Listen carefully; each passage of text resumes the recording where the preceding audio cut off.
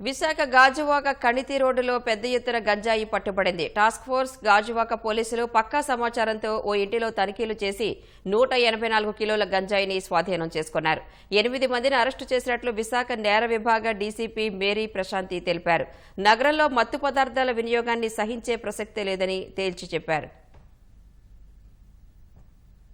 Task force పోలీసులు కలిసి సంయుక్తంగా గాజువాక లిమిట్స్ లో ఉన్న ఒక ఇంటిని సోదా చేయగా అందులో 184 కిలోల గాంజా పట్టుకోవడం జరిగింది. ఒరిస్సా నుంచి కోరాపూట్ నుంచి ఈ గాంజాని తీసుకొచ్చి లోకల్ గా దాన్ని సేల్ చేసే ప్రయత్నంలో ఉండగా ఆ ప్రయత్నాన్ని మనం ప్రివెంట్ చేయడం జరిగింది. గాంజా లోకల్ సేల్ కోసమే తీసుకురావడం జరిగింది. ఇక్కడ ఇమ్రాన్ ఖాన్ అని ఒకతను ఉన్నాడు, ఏవన్.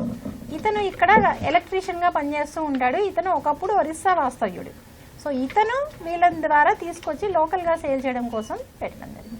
ఇందులో 2 మాత్రమే మన దగ్గర ఉండేవాళ్ళు, 3. మిగతా A4, A5, A6, A7, A8 వీళ్ళందరూ కూడా ఒరిస్సా వాళ్ళు గాంజా ఇవ్వడం కోసమే వచ్చారు. వీళ్ళు వైజాగ్ నగరంలో ఎలాంటి మత్తు పదార్థాల వినియోగం గానీ వాటి విక్రయం గానీ అనుమతించే ప్రసక్తే లేదు.